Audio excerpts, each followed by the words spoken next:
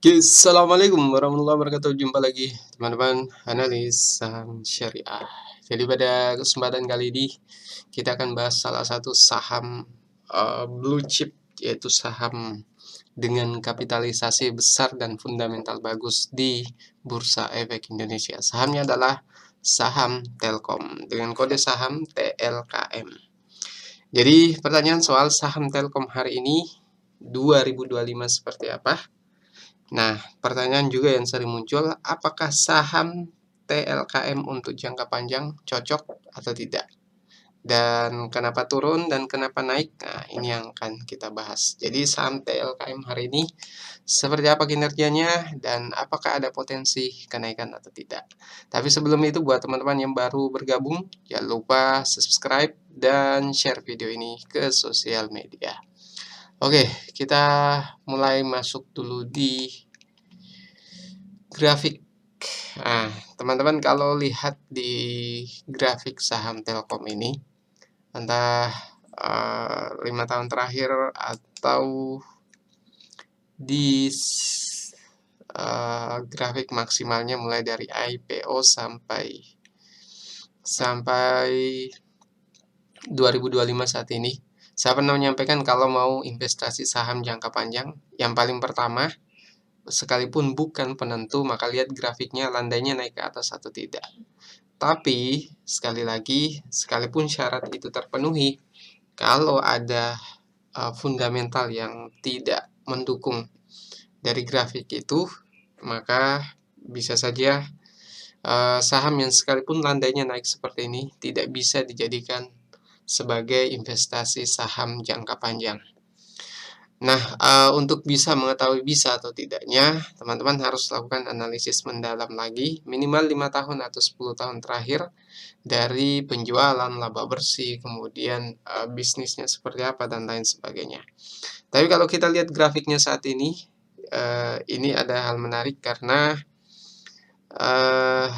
titik resistennya berada di atas 4000 ya. Jadi teman-teman yang mungkin menjualnya di harga 4000 kemudian beli lagi di harga 2700-an ya, 2700, 2000 ya sekitar 2500-an lah. Mungkin ada peluang untung di saham ini. Tapi ini hanya review grafiknya saja. Belum kita lihat bagaimana penjualannya, laba bersihnya, kemudian HPP-nya seperti apa dan lain sebagainya. Oke, sebelum lanjut teman-teman yang menginginkan kalkulator saham Excel dan nilai intrinsik, maka teman-teman bisa masuk ke digilink.id/rasio. Jadi digilink/rasio. Jadi teman-teman untuk pembeliannya klik tombolnya di tombol kuning ini atau tombol yang ada di bawah, terserah. Yang penting teman-teman baca dulu apa saja yang akan didapatkan jika membeli produk ini. Jadi dua kalkulator saham Excel ini yaitu 35 rasio keuangan dan nilai intrinsik saham. Ini teman-teman akan dapatkan untuk 40 plus video panduan analisis ini kalau teman-teman menjadi 100 pembeli pertama. Jadi pastikan bisa segera langsung check out begitu melihat video ini.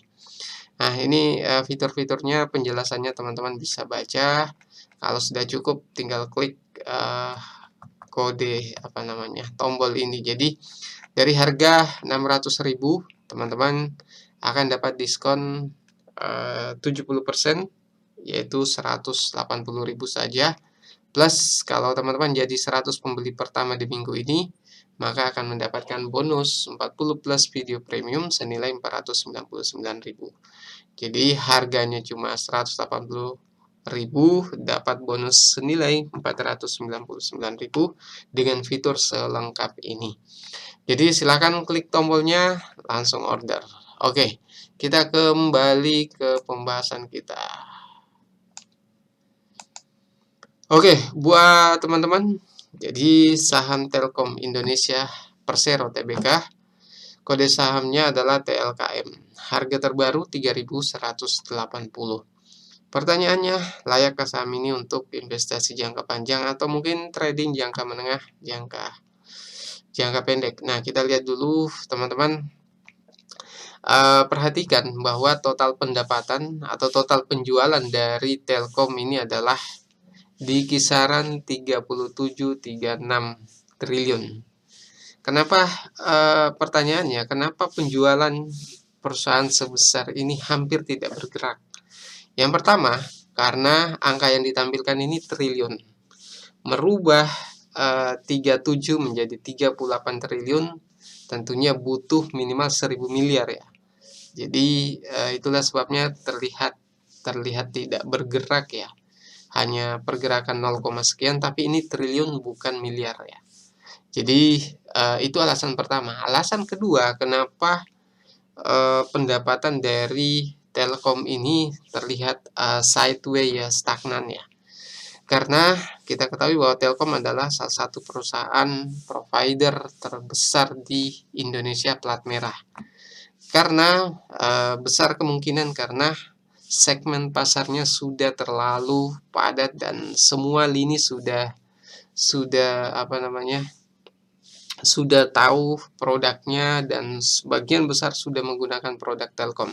Sehingga untuk pengembangan di dalam negeri itu bisa kita katakan sudah celahnya, gapnya tinggal sangat kecil sekali, sehingga untuk menaikkan pendapatan itu mungkin bisa kita katakan cukup sulit jika hanya fokus pada provider.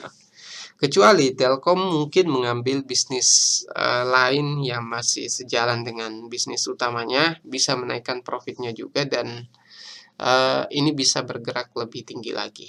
Oke, itu ya. Kalau lihat HPP-nya masih lumayan ya, lumayan tidak terlalu besar. Dan faktor-faktor lain, jadi faktor pertumbuhan YoY-nya, pemasukan operasionalnya juga cukup besar ya. Jadi kurang lebih 10 triliun untuk saat ini, walaupun itu turun dibanding kuartal 3, kuartal 2 2023 ya, dan kuartal 2 2024 itu ada penurunan. Lalu kalau kita lihat laba bersihnya, jadi 36 triliun dikompres menjadi 5 triliun. Nah, ini juga bisa terlihat teman-teman, kenapa laba bersihnya stagnan ya.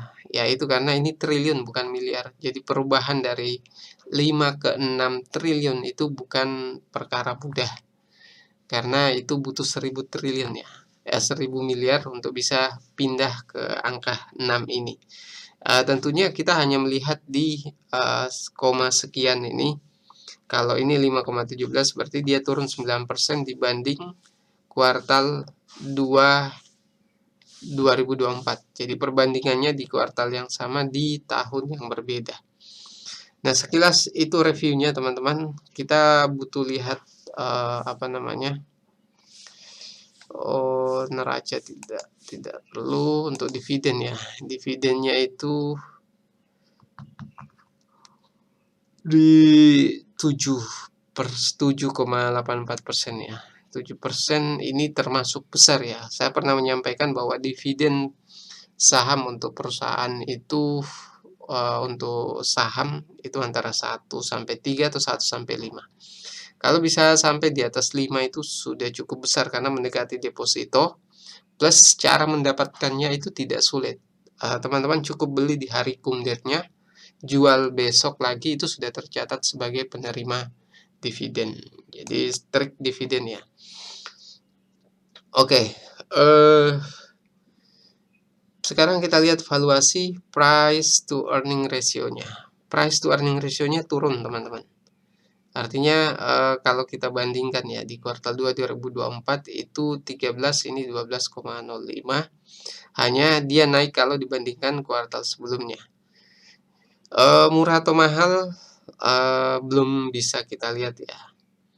Kita lihat dulu return on equity-nya sekitar 17% ya. 17% berarti valuasi relatif untuk PBV-nya itu 1,7, 1,8 ya. Tapi sayang ini udah, kalau kita lihat grafiknya dia sudah keburu bergerak naik ya. Kalau teman-teman mungkin masuk di 2300-an ini menarik sekali, atau 2500 lah. Karena mungkin kalau kita lihat titik supportnya memang ada di situ ya, di antara 2500, 2400, 2600. Jadi kalau teman-teman masuk di harga itu ada peluang. Lalu apakah bisa masuk dengan PBV sudah naik 0,5 dibanding dengan kuartal sebelumnya? Bisa masuk di saham ini atau tidak ya? Nah, itu yang perlu teman-teman ketahui. Kalau book value-nya di angka 1300-an ya, jadi hampir separuhnya. Jadi kesimpulannya, harga saham ini tidak murah tidak mahal.